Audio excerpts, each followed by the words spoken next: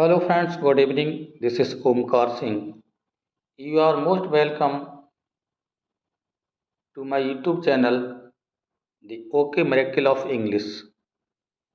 Friends, my dear students, आज हम बड़ा ही महत्वपूर्ण चैप्टर आर्टिकल्स डिस्कस करेंगे और इसका पार्ट 1 होगा। मतलब शुरुआत की जा रही है आर्टिकल्स की। हर एग्जाम में आर्टिकल से संबंधित क्वेश्चंस पूछे जाते हैं, चाहे वो कॉम्पिटिटिव एग्जाम हो, चाहे वो एकेडमिक एग्जाम हो, टीजीटी, पीजीटी, एलटी ग्रेड या अन्य किसी टेट, सुपर टेट आदि रेलवे का एग्जाम भी हो सकता है, उसमें आर्टिकल से संबंधित क्वेश्चंस आते हैं। और वीडियो शुरू करने से पहले आपसे निवेदन है, प्लीज चैनल को सब्सक्राइब कर लीजिए। यदि आपने अभी तक चैनल सब्सक्राइब नहीं किया है तो कर लीजिए, और पहले से सब्सक्राइब थे तो कोई करने की ज़रूरत नहीं है। पास में बने बेल आइकन को प्रेस कर दीजिए, और वीडियो अच्छा लगा तो माय डियर लाइक, शेयर और कमेंट करना ना भूलें। आइए शुरू करते हैं आर्टिकल पार्ट 1।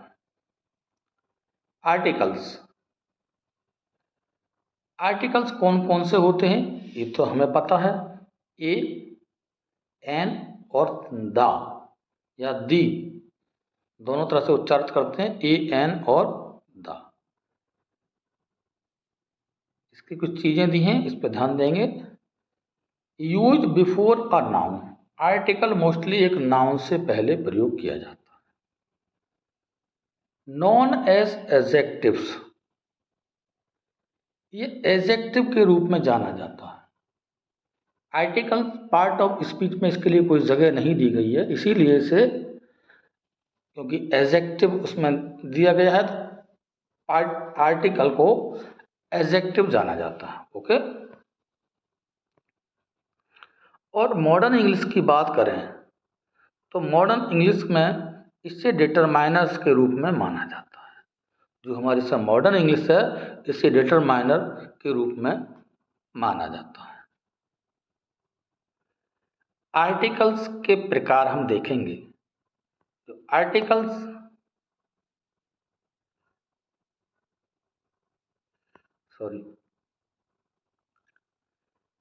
कौन कौन से आर्टिकल्स होते हैं इसके बारे में डिस्कस करेंगे।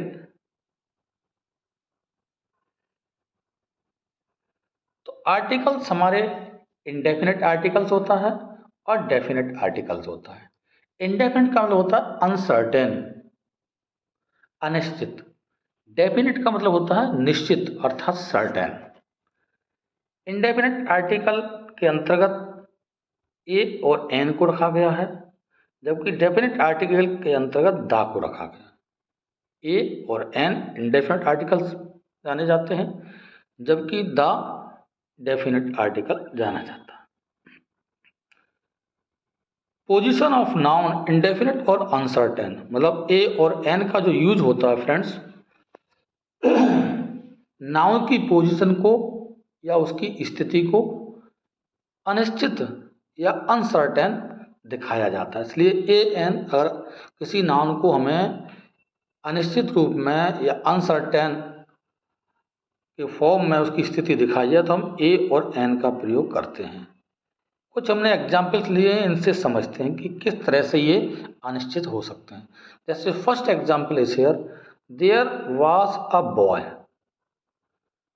तो बॉय क्या है हमारा फ्रेंड्स,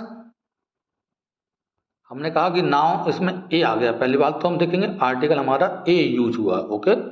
अब किससे पहले हुआ, बॉय से पहले हुआ है, तो used before a noun, noun से पहले होता है, हमारी शर्त पूरी। अब ये बॉय क्या है हमारा, नाउन है फ्रेंड्स, क्या है, नाउन है।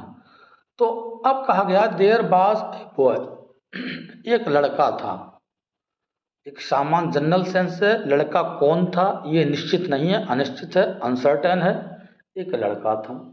देयर वाज ए किंग, एक राजा था। There was a teacher, there was a student. किसी भी तरह का सेंटेंस ले सकते हैं। अब एक स्टूडेंट था, एक विद्यार्थी था, एक टीचर था, एक लड़का था, एक लड़की थी, कोई भी सेंटेंस हम ले सकते हैं। तो इसमें अनसर्टेनिटी शो हो रही है, अर्थात हम नहीं कह सकते किस लड़के की बात की जा रही है। तो देयर वाज ए बॉय, तो यहाँ पर ए यूज हुआ है नाउन बॉय के लिए अनसर्टेनिटी शो करने के लिए। ओके, दूसरा एग्जाम्पल दिया है सी साव एन ओल्ड वुमेन। अब देखिए एन का प्रयोग हुआ है, किससे पहले हुआ है? नाउन से पहले हुआ है। अब नाउन से ही पहले क्या हमारा एडजेक्टिव। इसकी पोजीशन के बारे में हम बाद में बात करेंगे फ्रेंड्स, नेक्स्ट वीडियो में पोजीशन के बारे में बात करेंगे। अगर हम पोजीशन के बारे में कि ए एन कहाँ यूज होता है, दा कहाँ यूज होता है, तो वो बाद में बात करेंगे। लेकिन ये समझिए कि नाउन से पहले होगा, तो ये नाउन है हमारा वुमेन, इससे पहले हुआ है एन का प्रयोग और बीच में एडजेक्टिव दिया हुआ, मतलब पहले ही माना जाएगा, बाद में नहीं, ये समझिए आप। अब उसने एक बूढ़ी महिला को देखा। अब बूढ़ी महिला कौन थी? We are not acquainted with the women. उस औरत से वह ऑलरेडी परिचित नहीं है, उसने एक महिला देखी, रास्ते में जा रही होगी, कहीं खड़ी होगी, बाजार में, मार्केट में, कहीं भी उसने देखा है, तो उस महिला के बारे में कोई सी जानकारी नहीं है, पूर्व परिचित नहीं है, इसलिए यहाँ पर ए का या एन का प्रयोग हुआ। एन का प्रयोग इसलिए हुआ क्योंकि ओल्ड लगा हुआ है, बॉबिल से पहले एन लगाते हैं, बॉबिल साउंड भी हो। इसकी चर्चा हम बाद में करेंगे। नेक्स्ट एग्जाम्पल हमने लिया है a girl was walking on the road. अब यहाँ पे ए का यूज हुआ है जो कि इंडेफिनिट आर्टिकल है और गर्ल हमारा नाउन है, तो नाउन से पहले हुआ है एक लड़की walking on the road, road पर टहल रही थी, घूम रही थी। अब एक लड़की, इसके कई मीनिंग हो सकते हैं, एक लड़की या कोई लड़की। देयर वाज ए बॉय, कोई लड़का। सी साव एन ओल्ड वुमन, उसने कोई एक बूढ़ी, कोई भी, तो इसका मतलब कोई, किसी की बात की जा सकती है, कोई भी अर्थ निकलता है और एक भी अर्थ इसका निकलता है, इसके विभिन्न अर्थ निकलते हैं, हम बाद में इसको बताएंगे फ्रेंड्स। तो a girl was walking on the road, एक लड़की रोड पर टहल रही थी, या अलोंग द रोड, सहारे सहारे, अलोंग भी लगा सकते हैं यहाँ पर, क्योंकि ALONG, along the road word ज़्यादा अच्छा होगा, इसका कोई मैटर नहीं कर रहा है यहाँ पर। तो एक लड़की मतलब कोई भी लड़की, अननोन है, अनसर्टेन है, इंडेफिनिट है। ओके, तो ए का प्रयोग, एन का प्रयोग इंडेफिनिट आर्टिकल या इंडेफिनिट नाउन से, आर्टिकल के रूप में इंडेफिनिट नाउन से पहले करते हैं। अब देखिए दा का यूज कहाँ करते हैं? पोजीशन ऑफ नाउन को डेफिनेट या सर्टेन करने के लिए, कि नाउन की पोजीशन क्या है, स्थिति क्या है, किस स्थिति में नाउन है, तो वहाँ पे हम, अगर हमें नाउन ऑलरेडी पता है, परिचित है या जानकारी है इसके बारे में, तो उसको डिटरमाइन करने के लिए, हाईलाइट करने के लिए हम दा का प्रयोग करते हैं। कुछ हमने एग्जाम्पल्स लिए, इनके द्वारा समझते हैं फ्रेंड्स। फर्स्ट एग्जाम्पल है the pen that I bought has been stolen. The pen, अब देखिए पेन हमारा नाउन है, इससे पहले द डेफिनेट आर्टिकल है, नाउन से पहले है, ये तो पता है, आर्टिकल का प्रयोग नाउन से पहले किया जाता है। द पेन, पेन दैट जिसे आई बॉट मैंने खरीदा, हैज बीन स्टोलन चुरा लिया गया है। किस पेन की बात की जा रही है? पेन तो बहुत ढेर सारे, लेकिन खास पेन कौन सा? जिसे मैंने खरीदा, अर्थात उस पेन के बारे में मुझे पहले से जानकारी है। The pen that I bought has been stolen, pen जो कि मैंने खरीदा था वो क्या हुआ? चुरा लिया गया। तो पूर्व परिचित है, सर्टेन है, निश्चित है, सर्टेनिटी शो कर रहा है, तो इससे लिए हम दा का प्रयोग करेंगे। ये नहीं कहेंगे ए पेन दैट आई बॉट, इसे नहीं, ये नहीं लगाना, हमें दा लगाना है। दूसरा दिया this is the book which I have read. This is the book, अब देखिए बुक हमारा नाउन है, इससे पहले द का यूज है, डेफिनेट आर्टिकल है। यह किताब विच आई हैव रेड, जिससे मैंने पढ़ा है। कौन सी किताब की बात कर रहे हैं? जिससे मैं पढ़ चुका हूँ, मतलब किताब से मेरा संबंध या परिचय ऑलरेडी है, तो यहाँ पर दा का प्रयोग करेंगे। ये नहीं कहेंगे this is a book which I have read, यहाँ ए नहीं लगाना है, क्योंकि आई हैव रेड तो मैंने पढ़ लिया है, पहले से जानकारी किताब के बारे में, तो ऐसी स्थिति में उस डेफिनेट करने के लिए हम दा का प्रयोग करेंगे। ओके, नेक्स्ट एग्जाम्पल लिया है हमने the water of this river is dirty.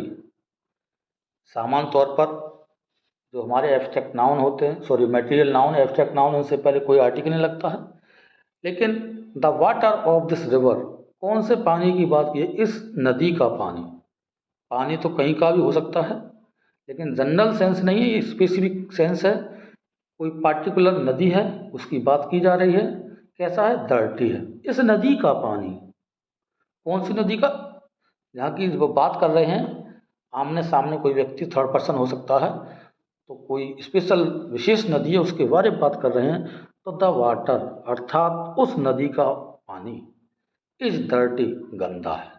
तो उस नदी के सामने, जिसके सामने वो बात कर रहा था, उसने पहले ऑलरेडी पानी के बारे में सोचा होगा, विचार किया होगा, देखा होगा, तब उसके बारे में वो बता रहा है कि इस नदी का पानी। तो ऐसी स्थिति में हम डेफिनेट या निश्चय या सर्टेन शो करने के लिए डेफिनेट आर्टिकल द का प्रयोग करते हैं। अब देखिए खास बात, ए एन अर्थात इंडेफिनेट आर्टिकल, इसके मीनिंग कौन कौन से हो सकते हैं? एक, सब, प्रति, प्रत्येक, के हिसाब से, कोई और पर। जैसे आई सॉ ए बॉय, मैंने एक लड़का देखा। आई सॉ ए बॉय, मैंने कोई लड़का देखा। ओके। तो a dog is a pet animal, कुत्ता एक पालतू जानवर है। तो कुत्ता अर्थात सब कुत्ते की बात की जा रही है, जाति का बोध करा रहा है, तो वहाँ आल का सेंस है ए में। ओके। आई बॉट, या जैसे प्रति के रूप में, 3 किलो प्रति घंटे की चाल से, 3 किलोमीटर प्रति घंटे की चाल से, तो प्रति के रूप में भी एन आवर या ए पीरियड, जैसे भी हम लगाते हैं, 1 किलो फॉर 10, तो 10 रुपये के प्रति 1 किलो के हिसाब से, तो इस तरह से प्रति का अर्थ भी लगता है। प्रत्येक के सेंस में वही आता है, हर कोई। हिसाब से, जैसे हिसाब की बात कर चुके हैं।